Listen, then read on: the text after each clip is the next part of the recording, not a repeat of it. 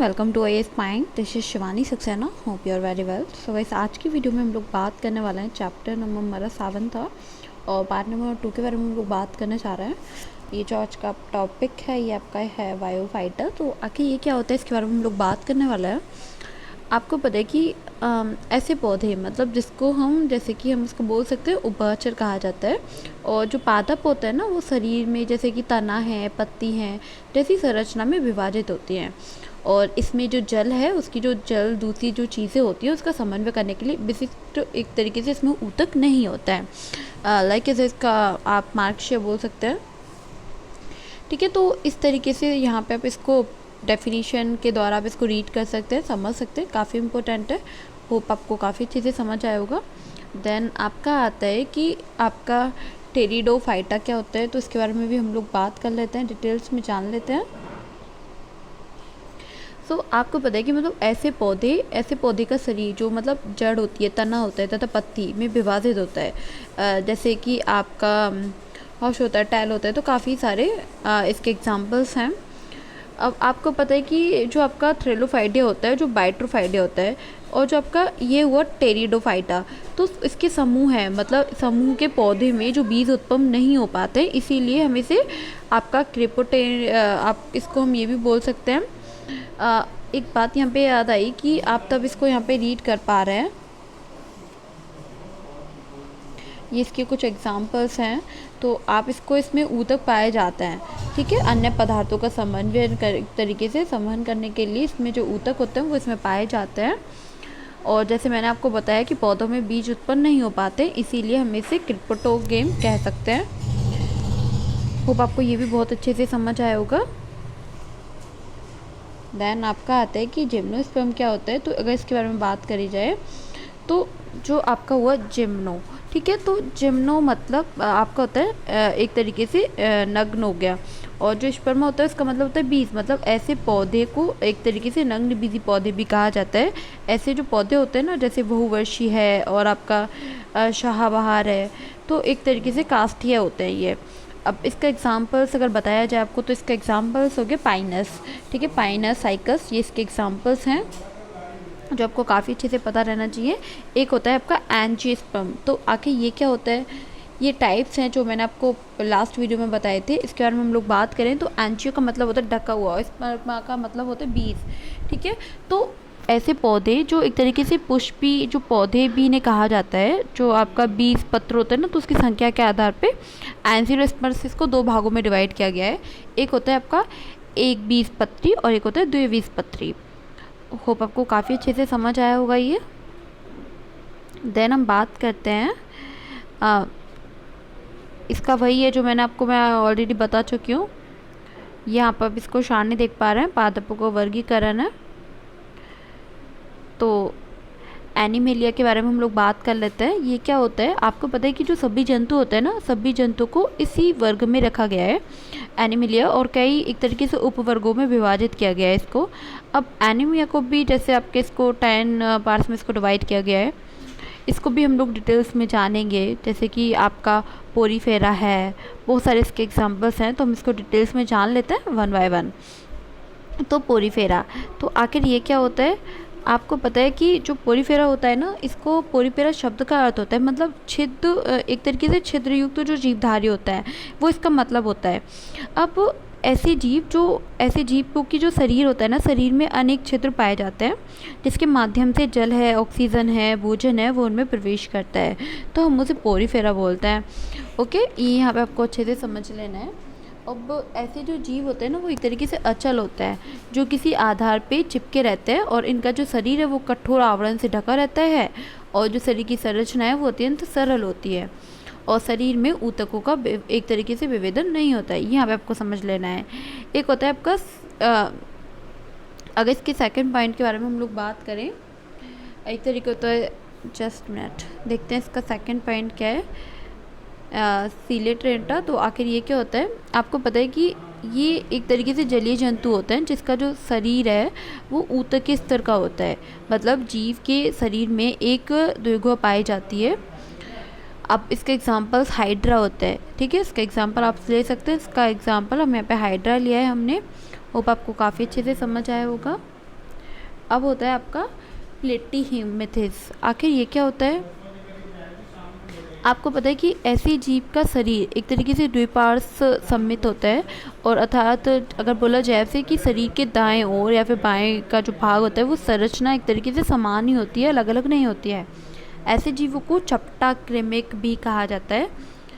उदाहरण के लिए आप प्लेनवियर ले सकते हैं, और आपका टेपवर्म ले सकते हैं, लीवर फ्लूइड ले सकते हैं। तो इसके एग्जांपल्स हैं कुछ। अब आता है आपका कि नीमेटोडा क्या होता है। नीमेटोडा के बारे में हम लोग बात करेंगे तो आपको पता चलेगा कि ऐसे जीवों का जो शरीर होता है ना वो द्विपार्श्व एक तरीके से सममित के होता है, लेकिन जो चपटा न होकर वो एक तरीके से बेलनाकार होता है। इसमें ऊतक भी पाए जाते हैं परंतु अंतर्गत पूर्ण विकसित नहीं हो पाता है, और अधिकांश जो जीव होता है इसमें वो परजीवी होता है। ये यहाँ पे आपको समझ लेना है। अगर हम इसके बात करें 5 पार्ट की, तो एनिलिडा जो पार्ट होता है इसका, एनिलिडा जंतु में भी एक तरीके से द्विपार्श्व आपका सममित होता है, और ये जलीय और एक तरीके से स्थलीय दोनों स्थान पर रह सकते हैं। ऐसा नहीं है कि प्रॉपर एक स्थान पर रहेंगे, दोनों पर रह सकते हैं। इसके एग्जांपल्स हैं केंचुआ है, और जो भी आपका एक जोक होता है, आलू जैसी दिखाई देती है वो है ना, पोटैटो जैसी थोड़ी दिखाई देती है हमें बारिश के टाइम पे, तो उसको जोक बोलते हैं।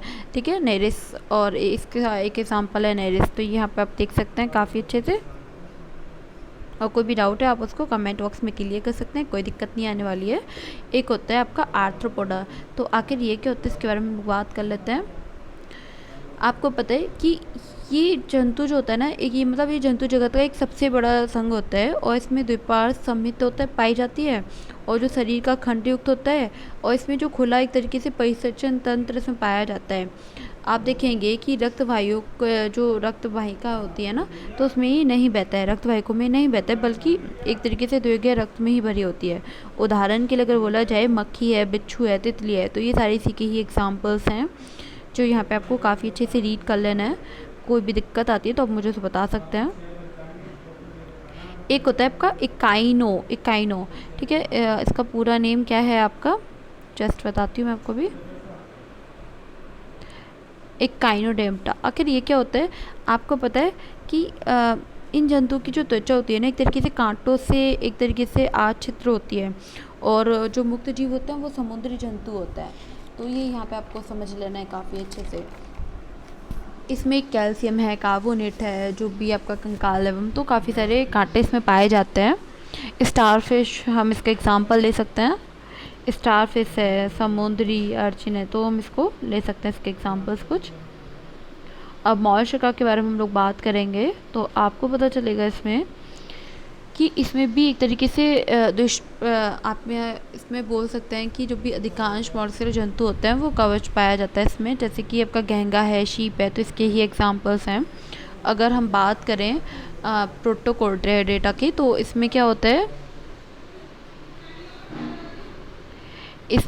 आपका जो भी इसमें एक तरीके से आपका द्विपार्श्व समिति ही इसमें पाया जाता है, और इसमें देह गुहा युक्त जंतु होते हैं। ऐसे जंतु को हम तरीके से नोटोकार्ड भी हम इसको बोल सकते हैं। अब आपका लास्ट आता है कि केशेरुकी क्या होता है। अगर इसके बारे में हम लोग बात करेंगे ब्रेटिविटा के बारे में, तो आप देखेंगे कि इन जंतुओं में वास्तविकता मेरुदंड होता है। मेरुदंड जो भी अंतरकाल होता है, ठीक है, एक तरीके से अंतरकंकाल में इसको पाया जाता है, और इन जंतुओं में जो पेशियाँ हैं ना वो कंकाल से जुड़ी रहती हैं, और इनमें चलने से क्या होती है, जैसे कि जो चलने में क्या करती है, हमारी हेल्प करती है। और जो बायोवेक्टर होता है ना, तो उसकी 5 वर्गों में इसको विभाजित किया गया है। 5 वर्ग भी इसके कौन कौन से, एक तो होता है जैसे मत्स्य होता है, और जल स्थलचर होता है, एक तरीके से आपका सरीसृप होता है, पक्षी होता है, स्तनपायी होता है। तो ये इसके एग्जांपल्स हैं जिसको हम डिटेल्स में ही बात करेंगे। जैसे मत्स्य है, तो मत्स्य क्या होता है, जैसे अगर बोला जाए आपसे कि मछलियाँ मतलब इस वर्ग में मछलियाँ आती हैं, और जो भी एक तरीके से मिट्टी जल जो भी समुद्र दोनों ही जगह वो रहती हैं जो मछलियाँ होती हैं, और इनकी त्वचा एक तरीके से सल्क होती है, प्लुट्टो से ढकी रहती हैं ये, और तैरने के लिए मसल से एक तरीके से पूंछ का यूज़ ही करती हैं, ठीक है, टाल का यूज़ करती हैं। आपको पता है कि इनका शरीर एक तरीके से धार रेखीय होता है, और इनके आगे वाला जो भाग होता है वो नुकीला होता है, बीच वाला मोटा होता है, फिर लास्ट वाला जो होता है वो भी नुकीला होता है। तो ये यहाँ पे आपको समझ लेना है। फॉर एग्जांपल रोहू हो गया, शार्क हो गया, तो इसके कुछ एग्जांपल्स हैं जो आपको समझ लेना है। अब आपका आता है सेकंड वाला पॉइंट। हाँ, जल स्थल जल। तो जल स्थल जल के बारे में तो आपको पता चलेगा कि ऐसे जीव इसमें रहते हैं, ऐसे जीव जो जल और स्थल मतलब दोनों जगह पे वो रह सकते हैं। इनकी जो त्वचा होती है ना, वो एक तरीके से स्पर्श ग्रंथियाँ पाई जाती हैं इसमें, जैसे कि आपका बताया जाए आपको मेंढक, ठीक है, मेंढक हो गया, तो इसके एग्जाम्पल है, वो आपको काफ़ी अच्छे से समझ आया होगा।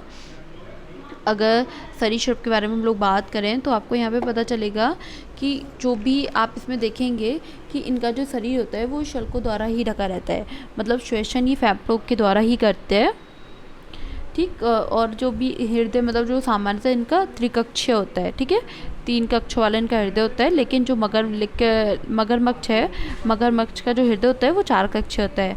अगर इसके एग्जाम्पल्स की बात करूँ तो मैं आपको बताऊँगी कि जैसे कैंचुआ है, शार्प है, छिपकली है, मगरमच्छ है। लेकिन मगरमच्छ का आपको ध्यान रखना है, मगरमच्छ का जो हृदय होता है वो 4 कक्षीय होता है, बाकी का त्रिकक्षीय होता है। अगर हम बात करें नेक्स्ट टॉपिक पे पक्षी की, तो पक्षी में आपको पता चल पाएगा कि इनके मतलब जितने भी तरह के पक्षी हैं वो सब इसी कैटेगरी में आते हैं। अब इनका जो हृदय होता है वो 4 कक्षीय होता है, और इनके पैर भी होते हैं, मतलब 2 जोड़े इनके पैर होते हैं, जिसमें कि जो आगे वाले पैर होते हैं वो उड़ने के लिए पंखों में एक तरीके से परिवर्तित हो जाते हैं, और ये जो श्वसन करते हैं वो फेफड़ों से करते हैं। फॉर एग्जांपल तो इसमें तो सारे ही पक्षी आते हैं, ठीक है, सारे पक्षियों को इसी कैटेगरी में रखा गया है। होप आपको ये भी काफ़ी अच्छे से समझ आया होगा। अगर नेक्स्ट पॉइंट की हम लोग बात करें स्तनपायी, तो आखिर ये क्या होता है इसके बारे में जान लेते हैं।